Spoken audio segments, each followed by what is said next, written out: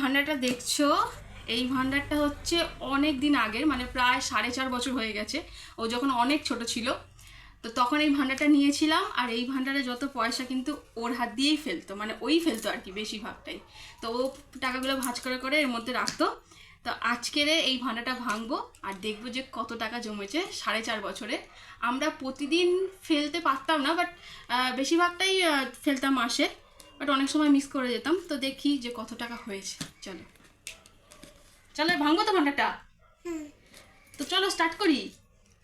1 2 3 start. চলো, এটা কাটতে হবে তো, কাঁচিটা নিয়ে আসো। চলো, তো এই হচ্ছে কাঁচি।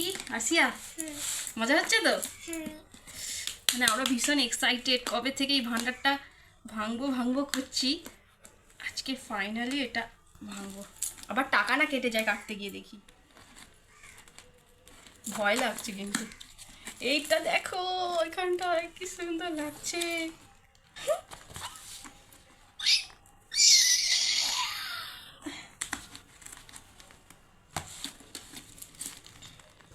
ও মাই গড, জোরে জোরে বলো। খুব সাবধানে করতে হবে, টাকাতে যদি কাঁচিটা লেগে যায় না।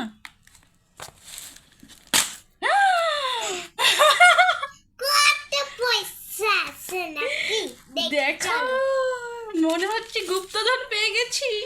এরকম ভাবে পুরো গুপ্তধন পেয়ে গেছি মনে হচ্ছে। বাবা ঘরে দেখো, যাইবা। মানে 4.5 বছর ধরে এই টাকাগুলো ফেলেছি। মানে আমি তো আমার হাতে দিয়ে কম ফেলেছি, আমার হাজবেন্ড দিয়েছে, আর আরশিয়া এই টাকাগুলো ফেলেছে। তাই না আরশিয়া? তুমি ফেলেছিলে তো? তো এবার দেখবো যে কত টাকা হয়েছে, গুনে দেখবো। চলো, এই হচ্ছে টাকাটা। এইবারে দেখি কত হয়েছে, ফেলি। আচ্ছা ধরো, ওইটা ধরো।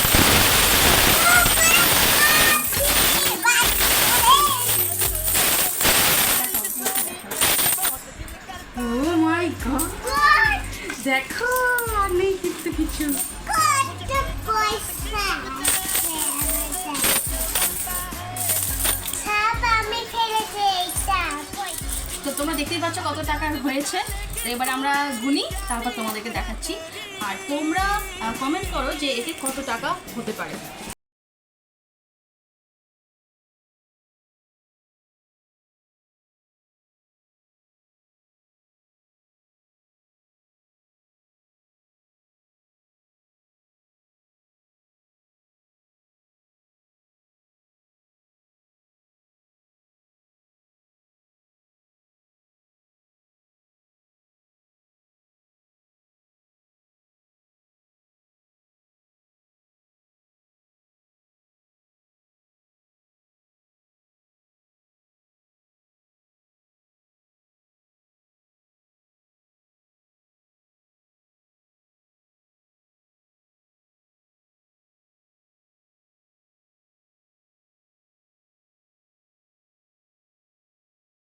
পারে